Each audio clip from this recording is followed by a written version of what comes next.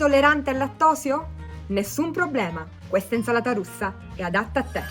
Prepariamola insieme. Per mezzo chilo di maionese senza latte e senza uova ci servono 4 carote di media grandezza, 200 g di piselli, 4 patate di media grandezza, 500 g di maionese senza latte e senza uova, olio e sale quanto basta. Innanzitutto tagliamo le carote a cubetti più o meno di questa dimensione. Facciamo lo stesso con le patate. Mettiamo tutto in un recipiente e diamo una piccola mescolata. Aggiungiamo i piselli e mescoliamo. Condiamo con olio e sale e mescoliamo bene. Dopodiché aggiungiamo la maionese senza latte e senza uova. La ricetta la trovate qui in alto a destra oppure in basso in descrizione.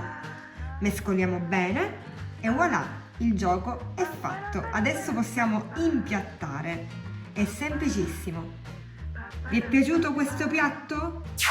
Se non l'avete ancora fatto, iscrivetevi al mio canale e attivate la campanella per rimanere aggiornati su tutti i miei tutorial. Ci vediamo al prossimo tutorial. Ciao!